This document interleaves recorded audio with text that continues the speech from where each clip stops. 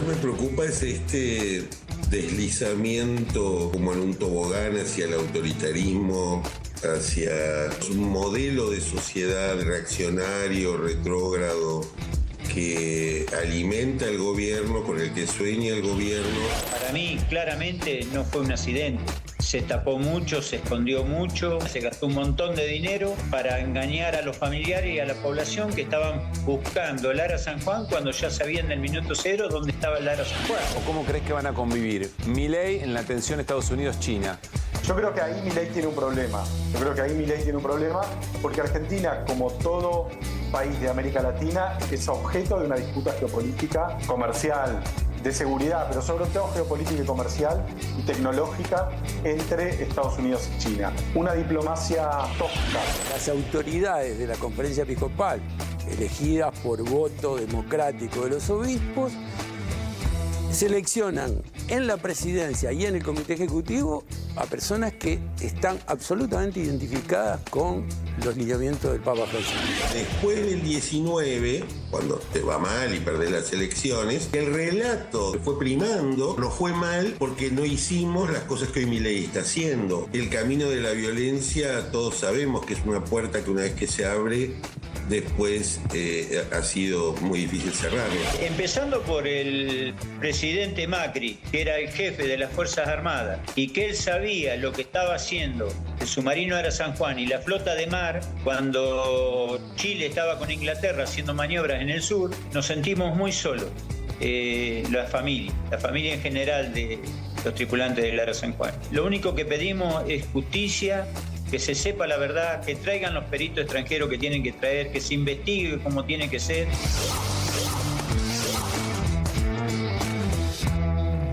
¿Qué tal? ¿Cómo andan? Muy buenas noches. Un domingo, un lunes por la noche con sabor a domingo. Eso queríamos decir. Después del fin de semana largo, ojalá la hayan pasado muy lindo. Bueno, desde ya, cosas que quedaron el fin de semana que nos llaman a reflexionar, algunas muy profundamente. Seguro escucharon hablar, estuvieron conversando, mirándose de reojo por sobre todas las cosas, generándose preguntas, quizá las mismas que le vamos a trasladar esta noche, sobre ese lanzamiento de un grupo de libertarios comandados por Parisini, conocido como el Gordo Dan, la Fuerza del Cielo, al que llamaron el grupo armado de Javier Milei, el brazo armado de Javier Milei. Bueno, estuvimos discutiendo mucho con la producción si esto se trataba de una puesta en escena, y esa es la pregunta con la que queremos arrancar en esta noche. Vamos a desarrollar esta pregunta, pero desde ahí partimos. ¿Es una puesta en escena o no? Después vamos a escuchar esas palabras que ya se han reiterado durante buena parte del día, pero antes queremos compartir con ustedes algunas imágenes o algunas maneras de entender todo esto. Vamos a arrancar con esta imagen muy fuerte que el propio Parisini, el Gordo Dan, replicó en sus redes. Se viene, dice, y miren la estética, el encuadre, el rostro, la decisión del blanco y negro, que evidentemente lleva otros tiempos, muy posiblemente de una manera buscada. Y después otra imagen que tiene que ver con la puesta en escena más general. El escenario. Esto fue en San Miguel, en una sede de la comunidad italiana de San Miguel. No casualmente, porque allí hay un integrante, Romo, que es diputado de la provincia de Buenos Aires, que aparentemente quiere hacer pie allí en ese distrito. Miren lo que dicen los banners. Propiedad, libertad, vida. Argentina será el faro que ilumina el mundo. Dios, patria, familia. La gran mayoría varones, 100 personas más o menos, muy pocas mujeres. Algunos funcionarios participando de ese acto. Y nos detuvimos en algo muy particular, que es la opción de plano que se utilizó para difundir lo que allí se dijo. Es decir, el encuadre. No es lo mismo o comunica distintas cosas, connota distintas cosas, si el plano es a la misma altura, como estamos nosotros trabajando en esta noche, un plano entero, de cuerpo entero, un plano general, como a veces utilizamos también cuando estamos todos los del equipo de QR, un plano corto, un primer plano. Todo significa cosas distintas, quieren transmitir cosas distintas. Y después hay un plano, hay un posible encuadre que es el contrapicado, que es cuando la cámara enfoca de abajo hacia arriba. ¿Y eso qué connota en términos generales? Probablemente primera o segunda clase teórica de quien estudia producción audiovisual. Bueno, lo pueden buscar ustedes muy sencillamente en internet. Nosotros agarramos lo primero que se nos cruzó y presten atención a qué es lo que se quiere connotar, qué es lo que se quiere transmitir, cómo se utiliza ese encuadre, ese plano. Miren. El plano contrapicado es una técnica visual en la que la cámara se coloca debajo del sujeto o el objeto mirando hacia arriba. Esto crea una sensación de grandeza, poder o dominio, ya que el sujeto aparece más alto en el encuadre, lo que añade drama y un efecto imponente a la escena. Bueno, hagamos el mismo ejercicio, pero esta vez con lo que pasó efectivamente en esta sede de la Comunidad Italiana en San Miguel y con las palabras de Parisini, del Gordo Dan. Presten atención. El plano contrapicado es una técnica visual en la que la cámara se coloca debajo del sujeto o el objeto mirando hacia arriba. Esto crea una sensación de grandeza, poder o dominio, ya que el sujeto aparece más alto en el encuadre, lo que añade drama y un efecto imponente a la escena. Podríamos haber hecho una edición más, con imágenes de otro tiempo, pero la verdad es que no queremos banalizar el tema. Nos parece que así queda claro qué es lo que efectivamente se decidió transmitir y por qué se eligió cada cosa que se eligió. El blanco y negro, la tonalidad de colores, esas palabras en los banners y efectivamente la elección del plano. Entonces volvemos a la idea de si esto es o no una puesta en escena.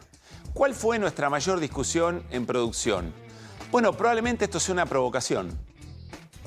Y entonces nosotros, un programa promedio de la televisión argentina que se interesa por la política, por la sociedad, estamos cayendo en la trampa. Y estamos replicando a alguien que en este momento nos mira y se ríe y dice, mirá cómo este grupo de salamines en televisión está haciendo lo que nosotros queremos que efectivamente hagan. Llevarnos la marca, darnos mayor relevancia. Probablemente esto se trate de un grupo de muchachos, digo muchachos porque, insisto, mayormente varones, menores de 30, comandados por el Gordo Dan, el jefe de la patrulla virtual, que lo único que quieren es ganar visibilidad porque ellos también tienen prácticas de casta y de esta manera sienten que pueden ganar relevancia y ocupar algún lugar en las listas que se están o se estarán armando en el año 2025, año electoral. Es probable. Ahora nos hicimos otra pregunta. ¿Y si no es solo una puesta en escena? Si alguien se confunde, si aún queriendo ser una puesta en escena derrama conceptos, derrama intenciones, o alguien puede creer que en realidad esto no es una puesta en escena, es un mensaje, es un llamado a algo. Es muy probable que las armas no sean teléfonos, quizá, o teclados o caracteres, que la cosa pase por otro lado, y entonces a alguien se le puede ocurrir, en una escena cualquiera, para demostrar que efectivamente son el brazo armado de Javier Milei, que son la guardia pretoriana, que te sigo a todos lados, que me la banco en todas. Y entonces se le puede ocurrir a alguien que en una manifestación puede generar una agresión. Que a un cartonero, como ha ocurrido, que a un cartonero y para demostrar determinadas cosas se lo agreda. O a una persona pobre que esté reclamando con un cartel en algún lugar. O que alguien decida sacar a personas en situación de calle a las patadas. Porque embellecer la ciudad es parte de la construcción de un escenario de lo que queremos hacer. O que alguien decida agredir a un docente universitario en una movilización. O no en una movilización. Se siente habilitado porque hay una guardia pretoriana, porque hay un brazo armado, de la libertad avanza, de esos ideales, en medio de una clase generar una agresión. O quizá a alguien se le ocurre en algún momento a una ex dirigente política tratar de tirarle un tiro en la cabeza. Quizás son mensajes que van más allá de la puesta en escena. ¿Cómo se controla todo esto? ¿Quién le pone límites? ¿Por qué ningún miembro del gobierno nacional salió a decir, no, son chicos, se están jugando? Es solamente una manera de decir, es un modo de llamar la atención. Ni se les va a ocurrir efectivamente ir armados en el marco de la defensa de un espacio político en la Argentina. Eso no ocurrió. Al contrario, hubo reposteos, validando efectivamente esta situación. Es muy probable que este grupo de trabajo de QR en A24 seamos una manga de salames, nos estemos comiendo la galletita, estemos cayendo en la trampa y estemos replicando algo que era efectivamente la intención original. Pero este grupo de salames prefiere también transmitir la posibilidad de que no sea una puesta en escena, o insisto, que la puesta en escena, aún con esa intención, sea interpretada en un momento de mucha violencia, en un momento donde el propio presidente ha construido su capital político a pura ofensa, a puro insulto, a pura violencia, y que eso nos siga preocupando, más allá de las políticas públicas, o peor, como una manera de enterrar en la cabeza de la sociedad ese tipo de políticas públicas. ¿Qué preferimos? Es lo que preferimos discutir en espacios como este. Y si no es una puesta en escena, ¿quién pone los límites? Bienvenidas, bienvenidos a QR. Así arrancamos con estas voces del día. ¿A vos te molestó que en los premios Martín Fierro yo mencionara al Inca y pidiera que no lo cerraran al Instituto Nacional de Cinematografía? No, es que yo no creo que esté por porque yo te leí. Mira mi dedito. Este Estado no sirve para nada. Es lo único que Milei acertó, su plan es de demoler el Estado. Está bien, pero sigue cobrando impuestos. Nuestro gobierno, me parece a mí, no está para, por ejemplo, generar un conflicto diplomático con Francia. Está Macron ahora yendo a cenar con Javier, sí. Y Bichacruel no fue capaz de despiñar, ella tiene piñado arriba de todo el tuit donde insulta a Francia. Vieron que va a lugares donde solamente hay multimillonarios, ¿no? No se equivoca ni por equivocación de ir a una escuela, a un comedor, a una pyme, a una universidad, a un sindicato, no. Ahí tenés a Lula da Silva. Levanta la mano. Todo protocolar. Todo muy protocolar. Sí. Es importante tu visita al país. Primero porque estamos viviendo el negacionismo, tratar de que se olvide lo que pasó. Estaba la cámpora en su momento, está la cámpora, ahora tenemos la cámpora virtual, que son los trolls de Milei, con la diferencia de que la cámpora hacía territorio o hace territorio y estos se la pasan con el teléfono, la computadora, insultando a todo aquel que se cruza por sus ojos. Se está hablando con la 2CTA, con los movimientos sociales, para que en diciembre haya una gran jornada de movilización o de paro general. Третья мировая война. Вы знаете, можно вспомнить Эйнштейна, по-моему, да, он сказал, что я не знаю, какими средствами будет вестись Третья мировая война, но четвертая будет вести с помощью камней и палок.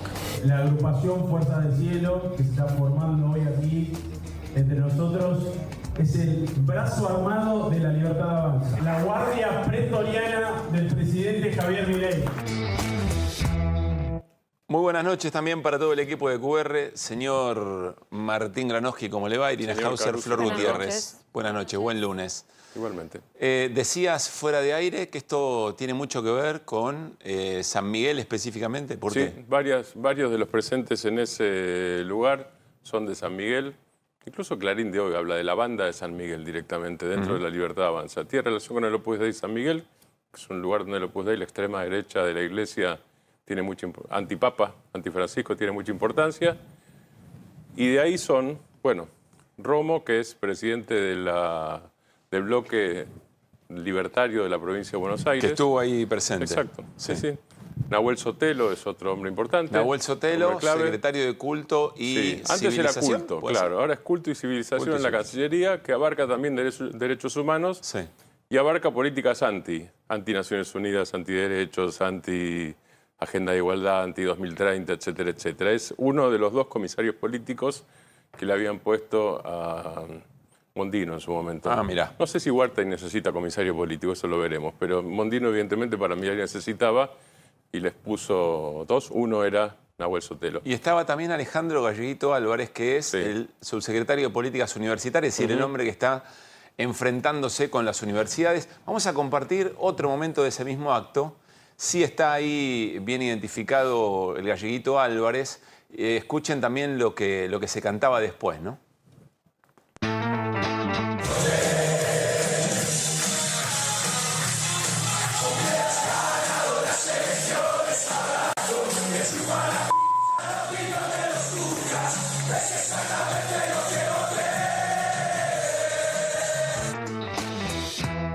El PIB es nuestro, por decoro. Ya saben cómo trabajamos en QR, pero una canción producida por inteligencia artificial que ya conocen y se venía cantando incluso camino a Parque Lezama, en ese acto que se hizo en Parque Lezama.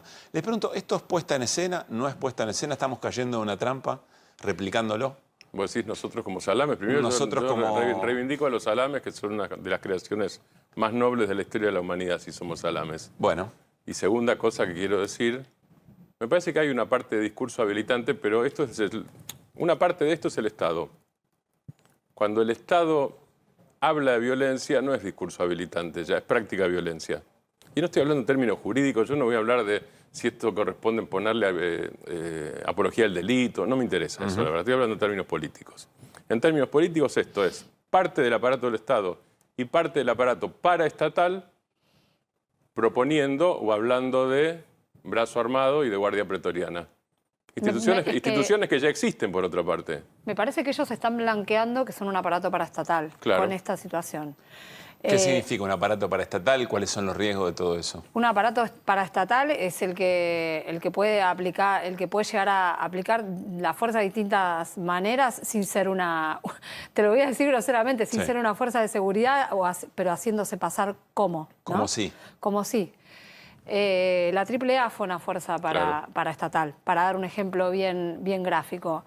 Yo creo que no somos ningunos salames y que tenemos la obligación de hablar de esto, porque esto está creando una especie de realidad, de nueva realidad, de realidad paralela, o está imponiendo una especie de realidad, que es una ficción lo que están generando, pero habilitando, a mi modo de ver, por lo menos, situaciones de peligro real y concretas en un país donde ya tenemos antecedentes, como bien vos recordabas el atentado contra la ex vicepresidenta. Digo, todo el mundo está en peligro, no, por lo menos a mi ver. Y lo que también te quiero decir es que esto lo que empieza a hacer es a institucionalizar algo que ya existe hace mucho tiempo y que el movimiento libertario desde distintos sectores venía explotando de muchas maneras desde la época de la pandemia, bajo distintos nombres, con distintos grupos, con distintos modos de difusión, pero la palabra armado no es la primera vez que la escucho, ya la he escuchado por ejemplo, en transmisiones que se hacían en la época de la pandemia desde un grupo de libertarios que se hacían llamar el Ministerio del Odio, con personajes también muy conocidos, hoy Manuel Lanán, por ejemplo, entre ellos. Algo ¿no? está muy bien narrado en el libro de Valeria Di Croce, El arca de Milei. Creo que pueden encontrar en el libro de Valeria Di Croce el germen de esto que estamos viendo hoy en forma, yo coincido con Martín, institucionalizada y reflejando algo que nace desde el propio gobierno, ¿no? Y que además, como ya hemos visto, evidentemente también hay recursos para esto. Y no me parece, digamos, la utilización de la palabra armados no me parece azarosa, no me parece elegida. Claro, la pregunta es si es una provocación, vuelvo al comienzo, si es una provocación y estamos cayendo en esa réplica y los estamos agrandando para que logren efectivamente algún lugar en las listas del 2025. ¿Sabés qué pasa? Son grandes, no los estamos agrandando, son Milei. No son un apéndice de Milei, son el corazón de Milei y de Santiago Caputo. Son grandes, ya son grandes. Tomémoslo en serio porque son grandes. Cuando voy también a que no hay metáfora acá, o sea, Santiago Caputo mismo ha posteado en las redes sociales sus prácticas de tiro, ¿no? Sí. Y ha sido replicado por otros personajes que son afines a este grupo o que probablemente estuvieran en ese acto en San Miguel. No hay metáfora acá, no veo mucha metáfora. Veo una convocatoria bastante explícita a la violencia, ¿no? Y de la que o sea, creo que sí tenemos que hablar. O sea, si no, estamos colaborando, dando crédito a que se instale esto como lo que, o sea, lo que hay que hacer, no sé. Como natural, ¿no? Como algo, lógico, claro, como la normalidad, ¿no? Como, esto es lo que se viene. Pero ustedes veían lo que decían los cartelitos ahí atrás. Sí, no, la pregunta es, uno no sabe si esto significa que irán como la Liga Patriótica en su momento, con los mismos valores, Pero bueno, como ustedes dicen, ya es el Estado, ¿no? Y son efectivamente parte del esquema Milei. Vamos a hablar de violencia, o seguir hablando de violencia un rato nada más, porque viene Ana Cariaga. Ana Cariaga es víctima de la dictadura cívico-militar, hija de una de las madres de Plaza de Mayo, fundadora que estuvo en la iglesia de la Santa Cruz, ahí donde Astiz marcó a 12 personas, entre ellas 2 monjas francesas, que fueron subidas, primero llevadas a la ESMA, luego subidas a un avión y arrojadas al mar. Estuvieron con Emmanuel Macron, presidente francés. Vamos a conversar sobre eso y tiene que ver con el encuentro que Macron tuvo con Milei antes de ir al G20. Y nos vamos a meter en el tema G20. Reunión de países que conforman 85% del PBI mundial, que se realizó hoy la cumbre de presidentes y que tuvo, por supuesto, varias aristas para observar. Las vamos a trabajar con Martín Granowski. Primero, Milei yendo a Brasil, al encuentro con Lula, con las distancias y las cosas que Milei ha dicho respecto a Lula y las que ha respondido Lula también. Después con la agenda del G20, una agenda de inclusión social, una agenda que trabaja en contra de las violencias de género y sobre todo por un desarrollo sustentable por cuestiones de cambio climático. Todas cosas que el presidente Javier Milei detesta y que había dicho, incluso con algún riesgo de no firmar el acuerdo, de intentar romper ese consenso del G20. Eso no ocurrió. Milei firmó, pero dejó algunas aclaraciones. ¿Podemos poner esto de vuelta? Estas son las gestualidades. Hoy vamos a analizar también, vamos a hacer otro análisis gestual. Mirá, ese es Trudeau, si no me equivoco, primer ministro canadiense. Este es Scholz, el primer ministro alemán. Miren el afecto. Ahí está Macron, el abrazo con Lula, anfitrión, presidente temporal del G20, Milei y Karina Milei. Estrechar manos y eso es todo. Es decir, hay una clara diferenciación, hay una gestualidad, hay un mensaje. Miren esta foto también, de algo parecido, de las fotos protocolares que se sacaron en cada encuentro. Más allá de los nombres propios, algunos lo pueden reconocer. Ahí está Macron, está Biden, Xi Jinping, Meloni. Miren Milei. Modi. Todos son está Boric, todo con sonrisa, con algún afecto, con algún abrazo, mano. Miren Milei. Miren la cara de Lula, miren la cara de Milei también. Bueno, ¿qué significará esto? Significará Milei siendo el brazo de Trump para pelearle el liderazgo regional a Brasil, que tiene otra agenda muy distinta a la de Trump. A ver, ¿qué estás leyendo en todo este episodio? Y ahora vamos a repasar parte de lo que Javier Milei dijo en contra de la agenda del G20, pero no suscribió. Firmó efectivamente el documento final. Martín. Vos sabés, Pablo, que Lula terminó poniéndose la palabra Lula en el registro civil, escribiéndose Lula como parte de su nombre. Era un apodo. Lula en portugués quiere decir calamar.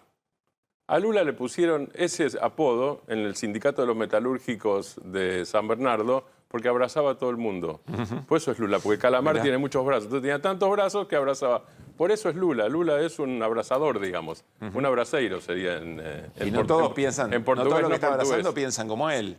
No, exacto, ni mucho menos, no para nada. Pero digamos, lo natural en Lula es ese afecto no solo entre brasileños, sino estamos hablando de jefe de Estado. Sí. Algunos los conoce hace mucho, como Macron, con quien tiene además buena relación personal, y otros no, pero digamos, es lo natural. Sheinbaum.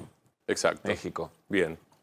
En el caso de Milei, claramente, ahí no se da. No se da para marcar una diferencia. Creo que por más calamar que sea. Por más calamar, ahí hay un límite que está puesto, porque hay que recordar, alguna vez Lula le dijo a Milei, el presidente de la Argentina ofendió, no a mí solamente, dice, ofendió a Brasil, por insultos a Lula y a Brasil. Y eso tiene que pedir disculpas. Mientras no pida disculpas, las relaciones seguirán siendo frías. Milei no pidió disculpas. También hay claramente hay una actitud de Milei, que también suele abrazar, hay una actitud de Milei de no acercarse a Lula. Me parece que hay una cuestión mutua de, bueno, nos tenemos que dar la mano porque vos sos el anfitrión y yo vine a Brasil, nos damos la mano. Después hay otra cosa para interpretar acá, pero si querés ahora, si querés después, usted dirá, señor Caruso, que es el gran conductor. ¿Título? El título es, Lula fue a Brasil, porque había una reunión del G20, Milei, perdón, fue a Brasil porque había una reunión del G20, gracias. En el peor momento de las relaciones con Brasil desde el comienzo de la democracia. es el momento más pobre en términos políticos, económicos, financieros, estratégicos, atómicos, tecnológicos, de migración de que se te puede ocurrir.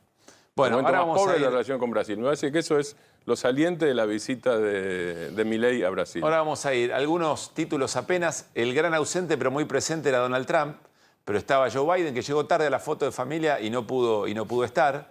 Después Biden de haber tomado una decisión muy fuerte, de habilitarle determinado tipo de uso de armas a Ucrania, sabiendo que Trump dijo en muy poco tiempo voy a quitarle recursos y probablemente tratar de llegar a un nivel de paz. Putin tampoco fue. Putin dice hasta que no venga Trump, yo no voy a retomar este tipo de vínculos. Y lo que les decíamos, la agenda del G20 impulsada por Lula, que tiene que ver con la pelea contra la pobreza, es decir, por la inclusión social, por el cambio climático, un desarrollo sustentable y sobre todo violencia contra las violencias de género. Y además impulsando un impuesto a las grandes fortunas a nivel global, a través del G20, con mucha presencia. Bueno, Milei dijo no, todo eso ya saben, ¿qué les tengo que decir? Todo lo que dice Milei. Pero sin embargo Milei firmó, porque no quiso generar una ruptura, porque no quiso patear el tablero. Pero sí dijo en los discursos algo muy distinto como esto, que tomamos de un extracto, eso no se transmitió, pero sí se escuchó. Si se trata de restringir la libertad de opinión, no cuenten con nosotros. Si se trata de transgredir el derecho a la propiedad de los individuos a través de impuestos y regulaciones, no cuenten con nosotros. Si se trata de limitar el derecho de los países a explotar libremente sus recursos naturales, no cuenten con nosotros. Si se trata de inventar privilegio de sexo, de raza, de clase o cualquier minoría y negar el principio de igualdad ante la ley, no cuenten con nosotros. Si se trata de imponer mayor intervención estatal en la economía, no cuenten con nosotros. Es decir, un Milei que refuerza la idea de trascender globalmente con esa agenda, ser un llamador, tener los reflectores encima, agarrado, dice Cristina Fernández de Kirchner, como un koala de Donald Trump, pero sin embargo va y firma el documento del G20. ¿Qué significará esto a continuación? No lo sabemos. Mañana una bilateral con Xi Jinping, ni más ni menos, del que también dijo una enorme cantidad de cosas, pero ahí va, un Milei más pragmático a tratar de sacarle unos mangos y que finalmente se hagan las represas lo que el gobierno, Pablo, hidroeléctricas. Lo que el gobierno explicó sobre esta posición... Sí. Está el comunicado, si quieres repasarlo. No, a ver, sí, lo cuento, porque es bastante largo y por ahí es tedioso, pero lo que explica es que, en realidad, no hubo problema en firmar el comunicado del G20 porque no es vinculante. Es decir, no es de aplicación obligatoria por parte de los países que lo firman. Sí. Entonces, es una serie de principios con lo que la Argentina no está de acuerdo. Lo firma, no lo dice así para no hacer lío. Yo insisto en el papel de Huertain en esto, en el cambio de ese tipo de cuestiones tácticas de la diplomacia, que son diplomáticas, por otra parte, que termina siendo de fondo. Y entonces, como no es vinculante, firmamos y decimos, dice el gobierno, la Argentina piensa esto, la justicia social no resuelve nada, el tema del hambre se resuelve con déficit cero y no con políticas regulatorias. Lo dice, en parte de ese comunicado lo dice y lo explica. Eso es como la diplomacia del pero. Yo te firmo, pero hago tal cosa. Bueno, insisto. Sí, Flor. Recordemos, Pablo, respecto al vínculo con China, que hace muy poco el presidente de la Nación dijo que China no imponía condiciones en el marco en el cual vos podés pedirle, por ejemplo, intercambio de monedas, como tenemos entre los bancos centrales, el Banco Popular de China y el Banco Central. No impone condiciones, pero China también tiene paciencia y está interesado en la región. Claro. Así que también es un tema interesante en esta bilateral que se va a tratar. Bueno, veremos qué ocurre. No pide nada a cambio y entonces habilita vínculos, pero después tiene que ir con Trump y Trump seguramente le va a pedir que Milei sea su referente en esta región, donde China tiene inversiones muy importantes, como la del puerto de Perú, que les comentamos con Martín el viernes pasado, muy importante.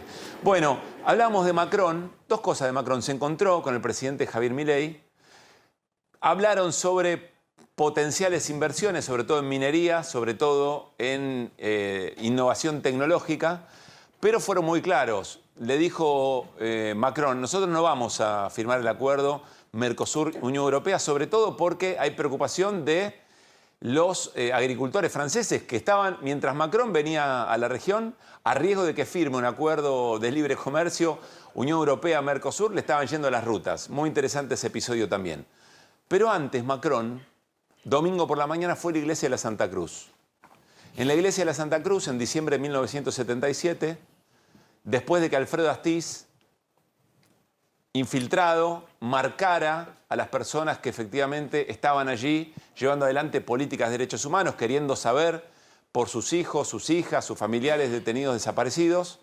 Marcó a 12 personas, probablemente a más, pero se secuestraron 12 personas. Entre ellas, 2 monjas francesas, Léonie Duquet, Alice Domon, y también 3 madres de Plaza de Mayo, entre ellas Esther Balestrino de Cariaga. Ana María Cariaga es hija de Esther Balestrino de Cariaga, está aquí con nosotros, ya vamos a charlar con ella porque estuvo en el encuentro con Emmanuel Macron, pero antes también estuvo Pérez Esquivel, Premio Nobel de la Paz. Escuchen lo que le decía cara a cara al presidente francés.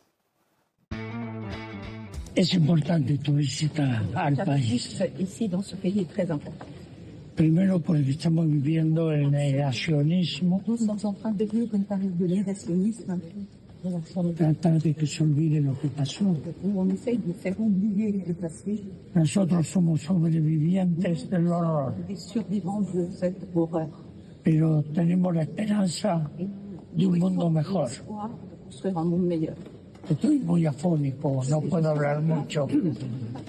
Sí, pero es importante que también reconocer.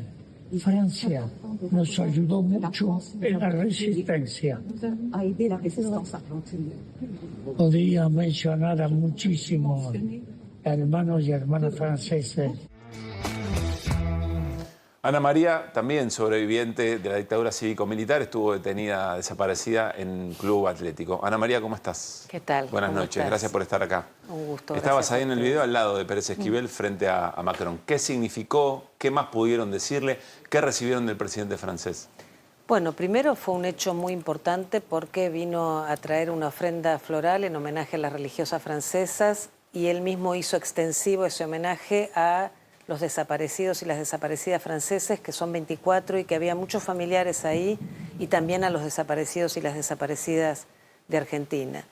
Y además fue muy coincidente el discurso de cada uno y de cada una de nosotras, porque él vino, habló con cada uno, le preguntó un poco su historia, había varios familiares que contaron cuál era la tragedia que había vivido su familia, pero sí hubo un denominador común, fue la expresión de la preocupación por la situación de los derechos humanos en la Argentina, por este avasallamiento de acceso a derechos, por la situación en relación al desmantelamiento de los sitios de memoria, las políticas públicas de memoria, verdad y justicia, los despidos, etc. Y Adolfo, que ahí yo digo que estaba calentando motores y lamentablemente no se grabó todo, recién empezaba y después hizo un análisis de la geopolítica mundial muy interesante, habló de la situación de la guerra, la necesidad del diálogo, habló de Palestina, de la importancia de propiciar la paz. Fue realmente, y bueno, fue un diálogo muy interesante, muy atento, el presidente, y bueno, el hecho, insisto, de que haya un reconocimiento a las víctimas de la desaparición forzada de la dictadura implica precisamente un sostenimiento de la memoria y de la historia de los hechos ocurridos durante el terrorismo de Estado, que creo que fue el hecho político que sucedió ayer en la Iglesia. ¿Se comprometió Macron a hablar con Milei sobre esto que ustedes les trasladaron? Sí, él, bueno, ahí se le preguntó y dijo que lo iba a transmitir. Ya se había comprometido en un encuentro anterior que había sucedido en Francia, en donde abogados y también familiares de desaparecidos franceses fueron a verlo para expresarle esta preocupación, sabiendo que él iba a venir a la Argentina, y no los recibió él, los recibieron asesores, pero manifestaron que él se iba a expresar en este sentido.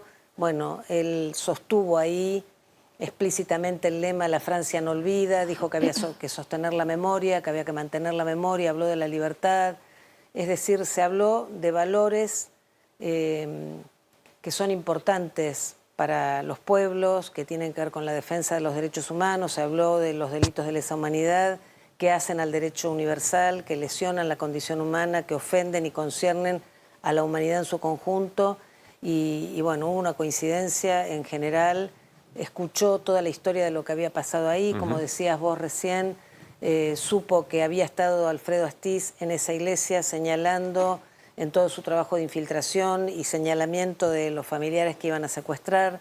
Le contamos que en realidad el operativo fue 2 días, el 8 y el 10 de diciembre de 1977, en la iglesia Santa Cruz y en distintos lugares de la ciudad y la provincia de Buenos Aires. De ahí se llevaron a una de las religiosas francesas, Alice Domon, a Léonie Duquet, la secuestraron el sábado 10 de diciembre, que era cuando iba a salir la solicitada por la cual se estaban reuniendo en la iglesia, y bueno, justamente de la que se recuperaron los restos fue de Leoní. Y, bueno, que está en el solar de la iglesia de Santa Cruz, ¿no? Sí, en el año 2005 se recuperaron los restos de las 3 madres de Plaza de Mayo, Azucena Villaflores de Vincenti, María Eugenia Ponce de Bianco y Esther Balestrino de Cariaga, de Ángela Aguad y de Leoní Duquet. Y ella y sus familiares expresaron que querían, como dicen los fieles de esta iglesia, sembrarla en la última tierra libre que sus pies pisaron, que fue también lo que le dijimos al presidente, y ahí descansan los restos, y visitó ese lugar también. Irina. ¿Macron estaba al tanto de la visita de los genocidas a Alfredo Astiz este año? Y a los otros represores, ¿no? Pero, bueno, sí, en este caso... porque se había hablado esto previamente, además de la difusión pública que tuvo y que en su momento en Francia también se denunció y hubo manifestaciones en relación a esto, manifestaciones de repudio. Además, se le entregó ayer en la iglesia una carta que le entregó Eric Domergue, en donde estaba, entre todos los reclamos y las preocupaciones que se le manifestaban por la situación de los derechos humanos en la Argentina, estaba la preocupación por la visita a estos represores por un grupo de diputados de La Libertad Avanza, y además se le manifestó que entre esos represores no solamente estaba Alfredo Astiz, sino Donda, Pernías, González, el Tigre Acosta, que son todos represores que han sido juzgados y condenados por el secuestro y asesinato del grupo conocido como el Grupo de la Santa Cruz. Pablo nos preguntó al principio del programa, Pablo Caruso, si creíamos ser salames por el hecho de tomarnos en serio uno de los discursos en San Miguel de parte del aparato estatal y de parte del aparato paraestatal, esto corre por mi cuenta o por nuestra cuenta en todo caso, al hablar de brazo armado del gobierno. ¿Es de salame tomárselo en serio? Digo, porque vos sos un especialista en temas no solo de discurso de odio, sino en ejercicio, que fue la represión y el terrorismo de Estado. Yo creo que es un momento muy preocupante y que es necesario analizar este tipo de expresiones, porque hay cierta tendencia a naturalizar, hay una banalidad del mal, hay una banalización de los crímenes que se cometieron durante la dictadura, también de cómo se apropian de términos y de construcciones y de símbolos y de luchas, expresiones de luchas históricas del movimiento de derechos humanos, cómo se trata de degradar la figura de referentes del campo de los derechos humanos, de abuelas, de madres, y me parece que esto de instalar estos discursos de odio tiene que ver, digamos, con una especie de identificación, de sugestión de masas, en donde efectivamente hay una identificación al odio como pasión oscura. Y se replican, o sea, hay una caída del estatuto de verdad, de lo verdadero. Entonces, efectivamente se replican los discursos de odio. ¿Qué es el odio como pasión o el goce como pasión oscura? El odio, el goce como pasión oscura tiene que ver con la pulsión de muerte, con esto presente en la condición humana, que en condiciones en donde justamente se propicia esto, que es propio de la constitución humana, porque, bueno, Freud decía que si había un mandamiento que decía que mandataba, digamos, amar al prójimo como a sí mismo, es porque esto no es natural, ¿no? Es decir, la cultura viene a acotar esas pasiones oscuras. Bueno, cuando hay algo de los valores culturales, de la dimensión solidaria del mundo que cae, esto se propicia más. Y es esto un poco lo que está pasando, ¿no? Yo leía hoy un artículo muy interesante en página de un psicoanalista, en donde decía... Vos también lo sos, psicoanalista y docente universitaria. Sí, soy doctora, estudié, me especialicé en el tema de las consecuencias subjetivas de la desaparición forzada. Por eso yo digo que los delitos de lesa humanidad, que son imprescriptibles, no tiene que ver solamente en el campo de lo jurídico. El alcance de la imprescriptibilidad es también en relación a las consecuencias subjetivas, a la subjetividad, a las marcas que deja no solamente en las víctimas directas, sino en el conjunto de la sociedad. En las sociedades. Sí, el crimen se sigue cometiendo. El crimen se sigue cometiendo y también entonces los efectos en el plano político, social, económico, cultural, y por eso la justicia es muy importante, porque en esta tríada de memoria, verdad y justicia, en donde la justicia siempre tuvo el estatuto de lo no negociable, hay algo ahí de lo reparable. Hay una parte de esto que es irreparable, que es incurable, pero hay otra parte que se puede reparar. Y en este momento quería retomar esto que estaba diciendo, que justamente analiza una parte del discurso de Trump, Gustavo de Sal, diciendo que él, si asumía como presidente, iba a eliminar el servicio meteorológico para no dar las malas noticias de los huracanes.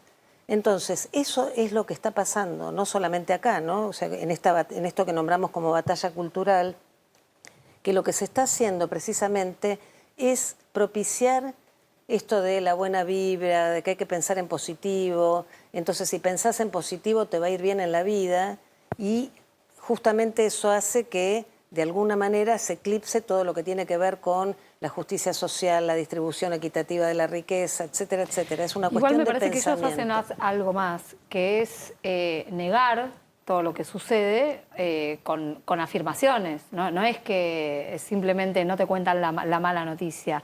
Me parece que cuentan otra noticia y que incluso con lo que se refiere a los crímenes dictatoriales hacen lo mismo. El viernes justo compartíamos algunos fragmentos de lo que había pasado en la Comisión Interamericana, y uno escucha a los representantes del gobierno, en ese caso al secretario de Derechos Humanos, Alberto Baños, y primero es ostensiblemente más que negacionismo lo que hacen, ¿no? Porque no es... Totalmente. Claro.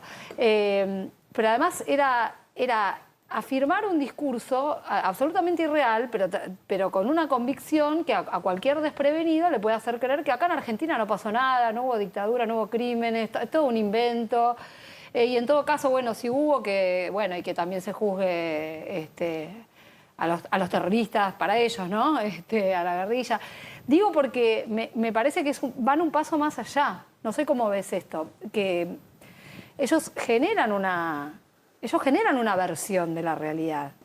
Totalmente, totalmente. Incluso esto que vos decías, el negacionismo, ¿no? Porque una cosa es un mecanismo de negación frente al horror, frente a lo insoportable del horror, y otra cosa es considerar que son hechos probados, juzgados, investigados y condenados por la justicia, y además el derecho universal condena ese tipo de delitos, y así todo no solamente lo niegan, sino que lo reivindican. Y efectivamente por eso digo que es una cuestión de el discurso, todo pasa por el discurso, y dicen las peores barbaridades, por eso hay una banalización sin consecuencias, pareciera que no tiene consecuencias. Por eso es importante lo de acudir a los organismos internacionales, y hay una sensación también, y no una sensación, una realidad de que estamos volviendo a no solamente dar testimonio, sino también a la denuncia internacional. Y eso nos recuerda a los peores tiempos que vivimos durante la dictadura. Ana María, quiero volver un segundo a Macron, a la importancia de que el presidente de Francia haya ido a la iglesia de la Santa Cruz. ¿Por qué es tan importante Francia en la historia de los delitos de la dictadura? Bueno, justamente, como decía el propio Adolfo Pérez Esquivel, Francia en su momento fue un lugar que recibió exiliados, en donde se pudo construir una solidaridad muy importante en el plano internacional, que fue durante los años de la dictadura. El exilio fue quien de alguna manera amplificó e hizo conocer en el mundo lo que estaba pasando en la Argentina, a partir de la lucha de las madres y demás. Y además Francia podemos pensarlo en términos también históricos, ¿no? Lo que fue la Revolución Francesa, lo que son los valores de libertad, igualdad, fraternidad, y lo que tiene que ver con el surgimiento de los derechos humanos también post Segunda Guerra Mundial, el derecho universal.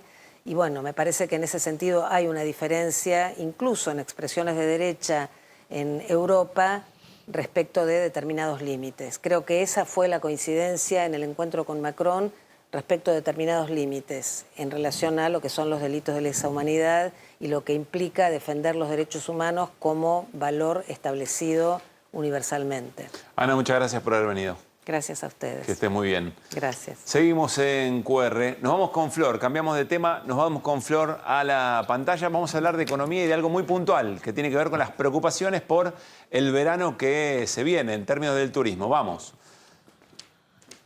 Nos vamos a encontrar entonces, insisto, con la preocupación respecto de una Argentina cara en dólares, muy tentador irse a otro país, pero esto trae preocupaciones, Flor.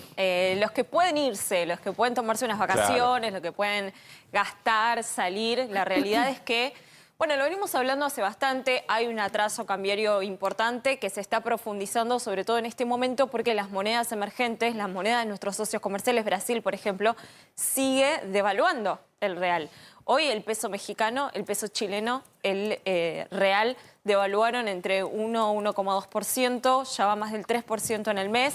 Claro, acá todavía no se siente tanto porque tenemos cepo, porque el Banco Central sigue sumando reservas y hay cierta estabilidad cambiaria.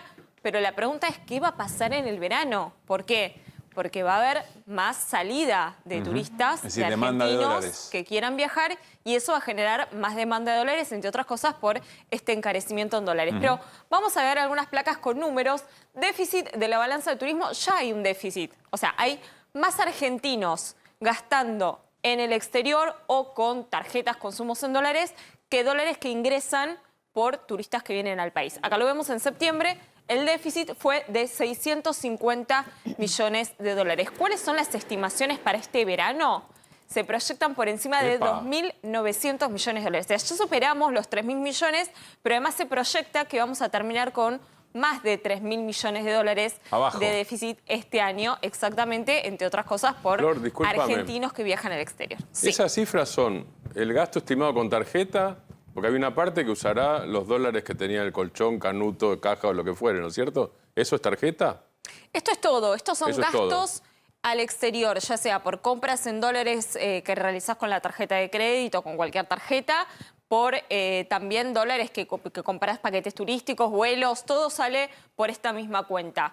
580.000 argentinos y argentinas viajaron al exterior en septiembre. Esto es un 30% más que septiembre del año pasado. Interanual. Este año, año de crisis, de recesión económica, viajaron un 30% más de argentinos. Claro, aquellos que, insisto, están en condiciones. El grupo que puede, pero que perfectamente podría haberlo hecho internamente eventualmente. El grupo que puede elige viajar al exterior. Claro. Principales destinos, Chile, que se convirtió en el destino de turismo principalmente por las compras, ¿no? Todo lo que es compras, vestimenta, todo lo que es electrónica. Bueno, Brasil en segundo lugar, pero que puedo asegurar que va a pasar en primer lugar en verano, ¿sí? Porque ya hay muchas agencias de turismo que están diciendo que están preguntando por los paquetes a Brasil, pero ya lo vamos a hablar. Y Europa también es otro de los destinos elegidos. Pasamos a la siguiente placa porque, y acá es el punto central de la cuestión, las reservas y las consultas para viajar a Brasil aumentaron un 50% en relación al año pasado. Esto lo dicen las agencias de turismo que vienen siguiendo lo que está sucediendo en el día a día. Ahora que se acerca la temporada, dicen, es impresionante. Yo pude hablar con una de las agencias, de las más importantes. Es impresionante la cantidad de consultas que tenemos por paquetes turísticos a Florianópolis, a Río de Janeiro, principalmente a los países vecinos. No es que están pensando irse muy lejos, sino vacacionan en las playas de acá o tenés viajan playas un poquito paradisíacas, casi al mismo valor de lo que vacacionas acá. Recordemos que esto no es solamente los dólares que salen, son los que dejan de entrar también. Son los que dejan de entrar y es el impacto que esto tiene también en el turismo en local, la actividad económica, en la pérdida de puestos de trabajo, en el sector comercial que depende del turismo. Y acá esta es la pregunta, ¿no? Sí, esta es la pregunta central. ¿Qué va a pasar cuando se elimine el impuesto país? Recordemos brevemente, el impuesto país se aplicó en su momento para todos los consumos que se realizan en dólares. Es un 30% que encarece el tipo de cambio, se llama el famoso dólar tarjeta. También está para las importaciones. Y ese 30% se termina en diciembre. El gobierno no piensa prorrogarlo, aparte lo debería hacer a través del Congreso. Se termina, no sabemos si de alguna manera van a aplicar otro tipo de impuesto para encarecer el dólar tarjeta o no. Pero lo cierto es que pasaría en diciembre de 1.635 pesos, que está aproximadamente la cotización al día de hoy, a un valor de 1.320 pesos. Y acá, ¿cuál es el problema? Tenés dos problemas.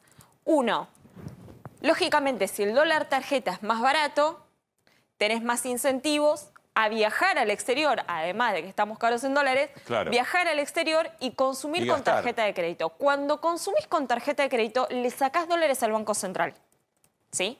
Entonces, ese es un problema. ¿Qué es lo que me decían desde el equipo económico? Bueno, 1.320 pesos sigue estando más arriba que el dólar, por ejemplo, financiero, que el dólar MEP. Entonces a la gente, a los que quieren viajar, les va a seguir conveniendo ir al mercado financiero y no sacarnos dólares a nosotros del Banco Central. Ok, ahí tenés otro problema, que es que vas a presionar un dólar que hoy está calmo, que es el dólar MEP. ¿Por qué está calmo? Entre otras cosas, porque no hay mucha demanda sobre ese mercado. Salvo que el gobierno tenga un as en la manga y confíe en algún ingreso de dólares que todavía desconocemos, pero si no, por ahora... Es que por el momento es lo que viene, o sea, ¿por qué el gobierno viene sorteando esta situación de un dólar que está, o mejor dicho, sí, un tipo de cambio que está atrasado? Porque está logrando sumar reservas y porque los dólares financieros están estables. Octubre fue un mes de liquidación récord por parte del sector agropecuario, más de 2.500 millones de dólares. Noviembre el central viene sumando más de 1.000 millones de liquidación por parte del sector agroexportador. Este mes de noviembre ya sumó más de 1.000 millones de dólares a las reservas. Mientras eso suceda, bueno, van a poder ir piloteando la situación. El problema es si en algún momento el central deja de comprar dólares como lo viene haciendo hasta el momento y tenés más presión sobre los dólares financieros y el real se sigue devaluando o las monedas emergentes se siguen devaluando, ahí el problema va a ser más grande. O algún evento exterior que todavía no conocemos, pero que siempre puede ocurrir, digamos. Siempre puede ocurrir. Tenés un par de ejemplos. Hay ejemplos que me pasaron de agencias de turismo, vamos a repasarlos. Mar del Plata, mandamos un saludo a los que nos están mirando de Mar del Plata, una ciudad hermosa para veranear en verano. Paquete turístico de 6 noches en enero, plena temporada, con vuelo ida y vuelta. Alojamiento 3 estrellas, desayuno 1.200.000 pesos. Sí. Es un presupuesto elevado. Acá no estás contando, ¿se acuerdan, no? Irina y Martín, el alquiler de las sombrillas. Ni siquiera te digo carpa, un palo y pico. Un palo 200 era, ¿no? Estaba, y salir a comer. No, claro, salir a por comer, supuesto. las rabas, bueno. Desde ya. ¿Lo puedes hacer más gasolero? Sí, obvio, se puede hacer más gasolero. Siempre hay algún amigo que te puede dar alojamiento o algo. Pero, bueno, pasemos... Un palo 200 por persona con vuelo incluido. Con, digamos, sería traslado y alojamiento. Sí. ¿Te querés ir a Florianópolis, por ahí, conocer Brasil? Sí. Quien pudiera. Bueno, 6 noches en febrero, 1.200.000 pesos por persona con vuelo. Tiene una escala, pero bueno... Alojamiento 3 estrellas y desayuno buffet. Con el amor que le tenemos a las playas marplatenses y a la ciudad, pero claro, alguien dice, bueno, este año me voy a esta playa. Con un garoto, capaz. Bueno, también, cada quien elige. Cariló es más caro, 6 noches, no, bueno, ya hablamos de 2.300.000 pesos. Upa. También con Cariló, vuelo, 4 estrellas. Topísimo, ¿no? Cariló ya es otro nivel, pero lo comparamos con Río de Janeiro, por ejemplo, para ir a otra ciudad, y está 1.500.000 pesos. 6 noches también, vuelo, 4 estrellas y desayuno incluido. Todo dicho, empezábamos por acá y ya entendíamos el problema. Bueno. Quienes pueden, ¿no? Siempre aclaremos eso porque hay muchos que están en difícil situación para poder viajar, pero quienes pueden viajar probablemente elijan algún destino del exterior, con el impacto que eso tiene en la economía local, no lo olvidemos. Muy clarito, Flor, muchas gracias. Me voy con Irina Hauser. Irina, ¿por dónde vamos? Salió un fallo el viernes pasado, una cautelar en realidad, del juez federal de Pehuajó, Andrés Heim, que le ordena al gobierno nacional que continúe con todas las obras de infraestructura, aquellas obras que se conocen como las obras de integración sociourbana en los barrios populares. Hemos hablado de esta causa, contamos que había una demanda que empezó con 11 barrios, después fueron 37, pero el juez Andrés Heim consideró que había que tener en cuenta la totalidad de el RENAVAP, que es el registro de barrios populares oficial, ¿no? Que además sabés que tiene la particularidad de que es un registro que se creó con un acuerdo absolutamente transversal entre las fuerzas políticas allá por el año 2017. 6.467 barrios populares son aquellos donde dice... Pero perdona, el juez de Pehuajó puede...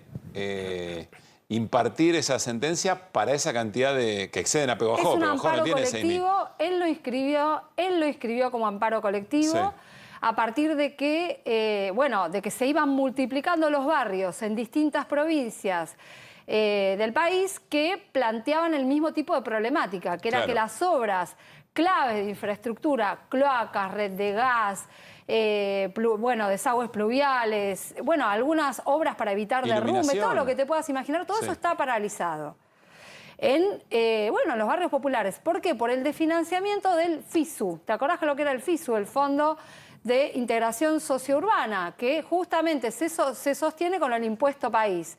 Bueno, El FISU, que era financiado con este impuesto, fue recortado. El aporte era del 30% y se redujo al 1% a través de un decreto que saca el Poder Ejecutivo, al gobierno de Javier Milei. Sí. Claro, con ese argumento. Acá también con esta decisión se conforma el equilibrio fiscal.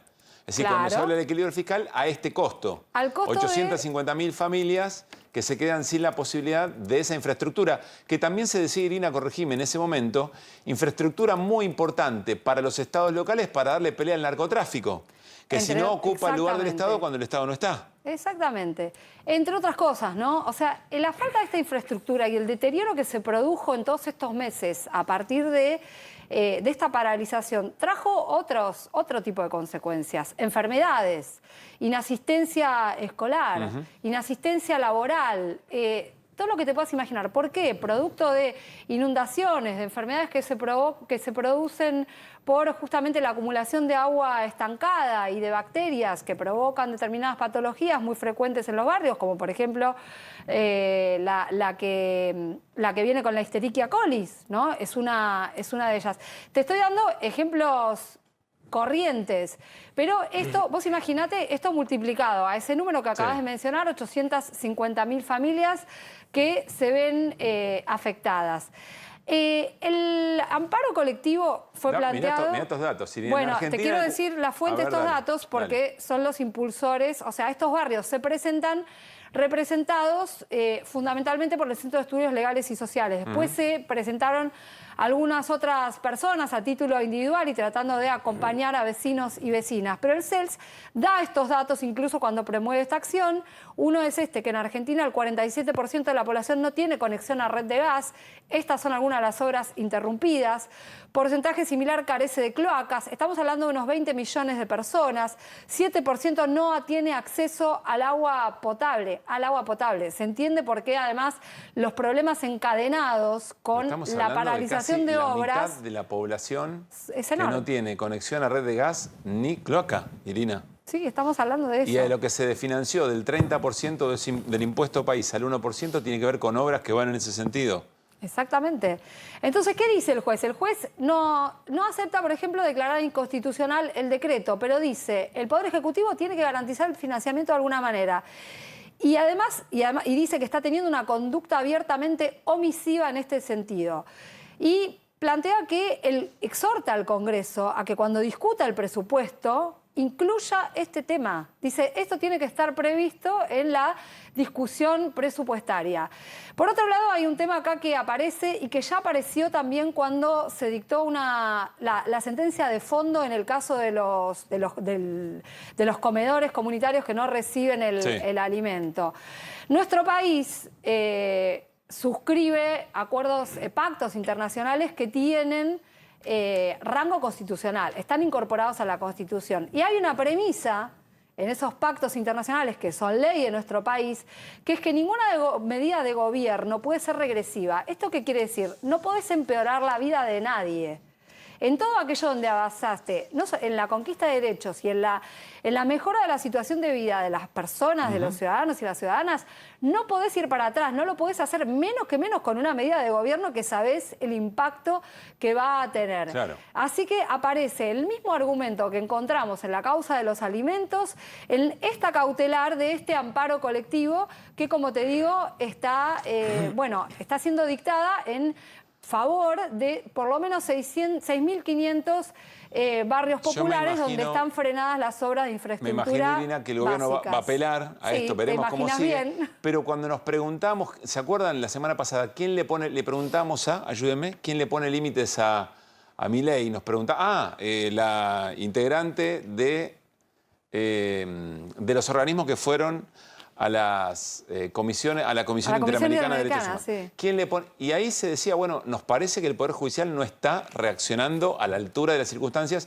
y del daño que se le provoca a sectores de la población vulnerados. Bueno, veremos si esto tiene que ver con eso. Sí, Martín. Un ratito muy corto. Dale. Tormenta perfecta sobre Pehuajó porque el 1 de noviembre dejó de ir el tren que iba de 11 a Pehuajó, además de todo. Lo vimos ir, vimos partirlo por última vez. Muy bien, ustedes saben, llegó el momento de ahorrar en combustible. ¿Sabías que si te pasás a GNC ahorrás miles de pesos por mes? Pensá en gas argentino, pensá en economía y medio ambiente, pasate a GNC. Nos vamos a ir a una tanda. Ya se sienta a charlar con el equipo de QR Eugenio Casieles.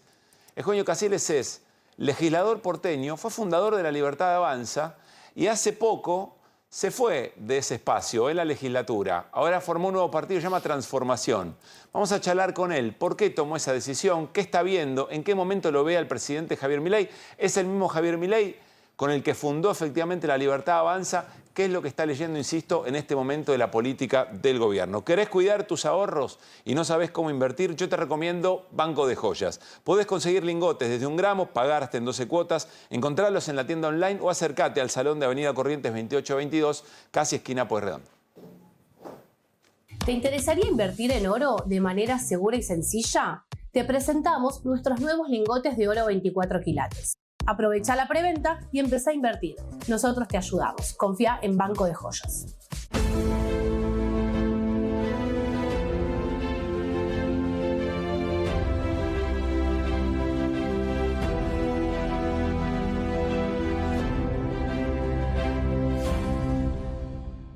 Metalúrgicas, químicas, textiles, farmacéuticas, alimenticias, diferentes caras de la industria. Una gran empresa. Adrián Mercado. A la hora de relocalizar o expandir su compañía, piense solo en el especialista. Adrián Mercado, líder en inmuebles industriales.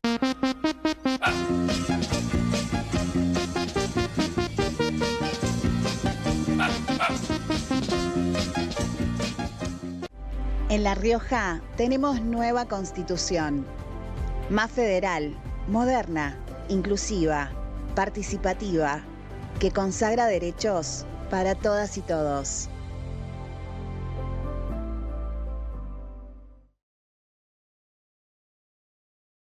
Vuelve el calor, vuelve el mosquito.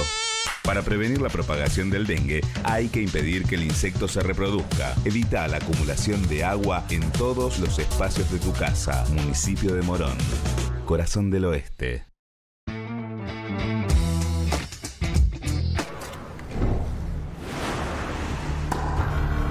Apuestas deportivas y casino online en un solo lugar. Entrá, jugá y demostrá. BetWarrior, sponsor oficial de selecciones argentinas.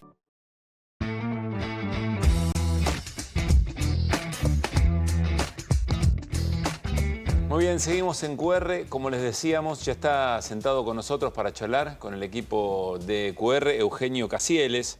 Acaba de fundar el partido Transformación, pero fue prácticamente fundador de La Libertad Avanza. Vamos a charlar con él qué es lo que lo hizo decidir correrse de La Libertad Avanza en la legislatura de la Ciudad de Buenos Aires, el legislador porteño. Eugenio, ¿cómo te va? Buenas noches. ¿Cómo estás? Buenas noches. Ayúdanos a entender qué tan fundador fuiste o qué tanto participaste en la fundación de La Libertad Avanza. Mirá, quien convence a Javier Milei a ser candidato a diputado en su momento no fui yo, la realidad fue otra persona que tampoco está en el espacio, ya quedó marginada en esa época. Sí.